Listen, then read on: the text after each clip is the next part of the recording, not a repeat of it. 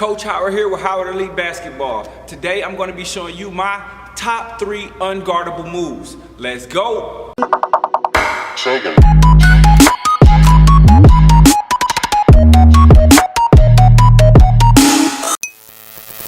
Alright, so I'm going to be showing you my top 3 unguardable moves. But before we get started, make sure you hit the like button. Also, make sure you hit the subscribe button. If you want to know anything talking about basketball, maybe you want to learn a new move, you want to learn a drill, you want to learn how to shoot, all you have to do is check my channel. I promise I have just about anything you want to know. And if I don't have it on my channel, leave me a comment below. I will do my best to get back to you and try to respond to your comment either by typing or with the video.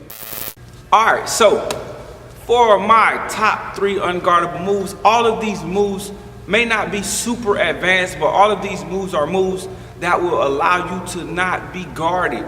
If you use these moves correctly, you'll be blowing past your defenders, you'll be getting open looks. People won't be able to stick with you. But all 3 of these moves are pretty simple moves that you can add to your game right now. You just probably don't use them as much as you should. So, for the first move, we're going to talk about the hesitation, okay? The hesitation move is super unguardable, almost unstoppable if you use it correctly. There are a lot of different situations and different ways that you can use the hesitation. So, the way that we're going to talk about first is using it in transition. When you're doing a hesitation in transition, what you really want to do is you want to make sure look away from the way you want to go. So if I know I'll have the ball in my right hand, I'm doing a hesitation, it's going to stay in my right hand. But my vision should go to my left like I was about to do a crossover.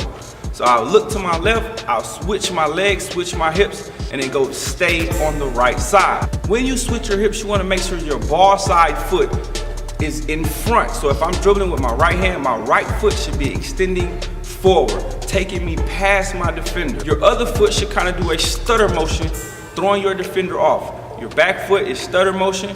Your forward foot is trying to go even more forward and blow past the defender. Another way that you can do the hesitation is kind of like when you're getting guarded by somebody one-on-one in a half-court situation. When you do this hesitation, you're going to need a lot of head motion, and you're going to need your shooting hand to come towards the ball as if you are about to shoot the shot. But what you do not want to do is you don't want to get your hand under the ball so that you don't carry. What you want to do is just pause for half a second, keep your hand on the side of the ball, bring your other shooting hand towards the ball, look up as if you're about to shoot, but keep your dribble alive. These moves are killer moves. All of these hesitation moves will make you destroy your defender. You also can add counters to the hesitation. So if I throw the hesitation, I don't have to keep it on that same side. If they defend it well, I can add a crossover to it. If I can go hesitation, go in between my legs and explode from my defender. Or I can go hesitation and just keep the ball on the same side. You can do a lot of different things to mix that hesitation move up. But once you really start using the hesitation, or what they call the hezo, I promise you, you're going to be very hard to guard. People are going to be jumping. People are going to be frozen. People are not going to know how to react to you, because if you do it in a full range of motion, making it look like you're about to shoot, they're going to have no choice but to react to that. Or if they don't react, that lets you know that you can pull up the shot right over their head. So for move number 2, we're going to be talking about the half spin. Now this move is super unguardable. Somebody that's using it right now in the NBA is Isaiah Thomas. He uses this move probably once or twice in just about every game, and he goes crazy with this move. Now there's 2 things to make this move really unguardable. Well, 3. There's 3 things that's gonna make this move very unguardable. First is your placement, your body placement, your foot placement, and then your head placement. So let's talk about body placement. So for body placement, you definitely want to be close to your defender. You want to be right up on your defender. A lot of people throw this move and it doesn't really work for them because they're so far away from their defender, and their defender can read it from a mile away. Next, let's talk about head placement. So basically, you always want to move your head away from the way that you actually want to go. So you always want to move your head in a motion like you're about to do a spin move in the opposite direction of where you're about to go. So if I know I want to go forward, I'll swing my head backwards as if I'm going to do a spin move in that direction. Now we'll move on to foot placement and put it all together. So the whole time that my head is going backwards, my foot is creeping up, going the way that I actually want to go. So my defender will be watching my head and my upper body turn as if I'm about to spin, while my foot is actually creeping up in front of their highest foot, which makes it a lot harder. Then from that point, you pound the ball extremely hard, and then you blow forward towards that foot, okay? You're gonna have the advantage because your foot has creeped above their lowest foot or their highest foot, however you wanna call it, making you blow right past that defender. This move, if it's used correctly, is super unguardable. Now we're moving to move number 3. Now move number 3 is kind of like move number 1, but I really don't want you to get these confused. Move number 3 is a ball fake. Now a ball fake is super effective, it's super unguardable, it makes you very elusive. There are a lot of different ways that you can do a ball fake, but most ball fakes take place either before you start dribbling or after your dribble is done. And ball fakes make you unguardable. You can also do ball fakes on the move, but you have to watch it so that you don't do a travel. So first thing I'm going to talk about are the ball fakes before you start dribbling.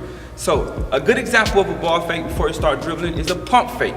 Now pump fakes aren't used effectively a lot of times because all kids do is just throw their head up. And when you throw your head up, that's more of a head though, like we talked about earlier. A pump fake is when you show the full range of motion of a shot. You're basically about to shoot the shot all the way through until it's time to jump. You show your whole entire form. That's how you do a successful pump fake. Another way that you can ball fake before you start to dribble is a fake pass.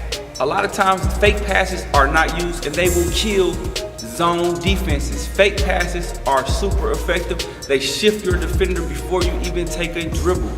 So once you catch the ball, you throw a fake pass or you act like you're about to pass, this can be unguardable. So now let's move on to ball fakes on the move. So ball fakes on the move would be like if you're attacking the basket, about to do a layup, you fake like you're about to pass within those 2 steps that you're allowed, and then you go for the layup. This also works a whole lot.